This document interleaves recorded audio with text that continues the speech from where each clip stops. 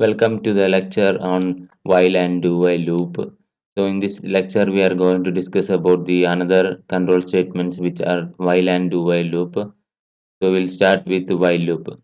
So we are seeing now the for loop which is used to iterate. Similar to for loop, while loop is also used to iterate a element, and we can use while loop to have more control over entry. It is an entry control loop, so the entry to the loop is controlled using the while condition. So here you can see the syntax for the while loop. While condition is printed, and if a condition is successful, then the statement will execute. Following to the statement, we have to write an iteration condition, so that the next condition, what the value should be incremented or decremented, what we want to do, that we have to mention in the iteration section. So this is the syntax for using the while loop. The next type of loop is do while loop. So do while loop is an exit control loop. So we'll start with the do statement. The syntax will start with the do statement, and in the do statement, we have to write the following that there will be a brackets, and in the brackets we have to write the code for our iteration and statement. And finally, in the while loop part in the law and the end, we have to write the condition for the particular loop to execute. So we will see the practical for this session to understand more about this. Now let us see a program for this section. We'll start with a simple program to print the multiplication table, and which is a multiplication table of number 5. We want to print using the while loop. So you can see the while loop is declared, and this is the syntax for while loop, and putting the condition in that, and I'm printing each iteration value and multiplying the value and printing the particular values there. And here you can see the iteration condition incrementing the value, and the iteration is that. And let us see the output for this program. So here you can see the multiplication table of 5 is printed. So up to 5, 10 it is iterated and printed. Now we will see another program. Now let us see a simple program to demonstrate the usage of do while loop. Here we can see I declared a do while loop inside the main method. I declared a do while loop.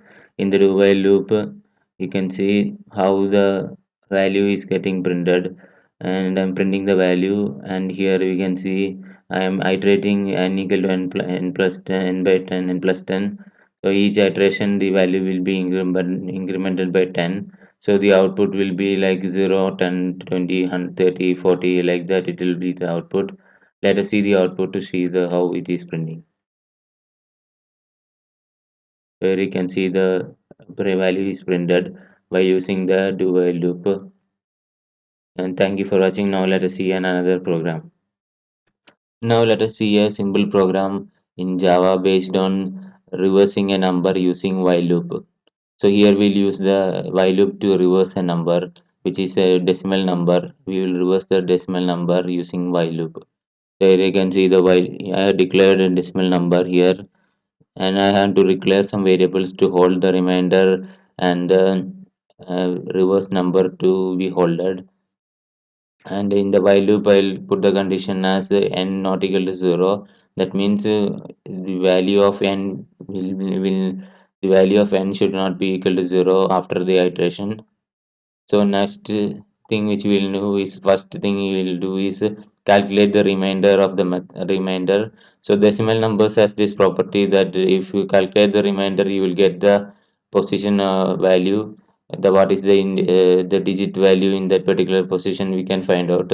So the remainder operation we will do with the number 10, and then we will get the remainder. After that we will use the will construct our reverse number, and the reverse number will be will multiply it with the 10, so that the previous whatever reverse number we calculated that should be skipped, and we will add that particular remainder back to the number. So like that, this is the logic for reverse number. And then in for the iteration condition we will put n equal to n by 10. So the next digit will be picked up from the decimal place. Next decimal place will be picked up, so that the iteration will continue until the n not equal to 0 condition will come.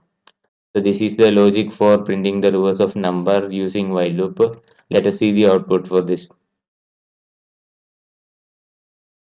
Here you can see the output 54321, the reverse of the number we has printed. Now let us see another program. Now let us see a simple program to print Fibonacci series in Java. So what is Fibonacci series? You will be all thinking, what is Fibonacci series?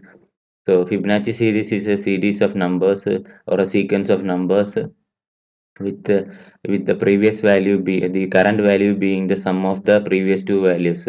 For example, the series will look like 0 1 1 2 3 5 8 13, like that the series will go. So the sum of the particular value, for example, number 5 is the sum of 3 and 2. So like that the series will go on. So in this program we are going to print a Fibonacci series of n numbers. So you will and input the number n, which is the number of the series we want to print, and then we will iterate and print the particular number of Fibonacci series elements. So we'll start. So here we can see I am declaring variables to store the particular values for the for the printing of this series. And next thing what I will do is I will declare a scanner object and read the particular n value, so that we will be able to input the n, and then after reading the scanner, I will close the scanner object using close method. And after that what I will do is I will open a while loop. In the while loop the condition will be n greater than 0. That will be the condition. And next thing which we will need to mention here is the how I will do the incrementation. Each element I will how we will calculate. So initially I will just print out the value of v, which is declared as 0. So the zeroth element of the Fibonacci series is always 0, so that is always printed. And next thing which we need to understand here is the other under how I am doing this. I'll do a swapping logic here. So I'll calculate the previous one and put the previous value into the current value, and then I will swap the values. After that, after the logic, this is a logic. Please look into the logic and see how I am doing this. It take your own time. Pause this video and see how the logic is going. And the iteration condition will be n minus minus, because we want to print the n number of Fibonacci series, so it will decrement the n value, and finally we will be able to print all the elements. Let us see the output for this. So here we can see it is asking me to enter the limit, how many Fibonacci elements I want to print. So I entered the limit and it is printing all the Fibonacci series as per as the requirement. So thank you for watching. In this section we are covered about the for the while and do while loop, how we can use the while and do while loop with the examples of four example programs. So we have seen all the programs to do the while and do while loop. And thank you for watching this video. Please continue watching the series.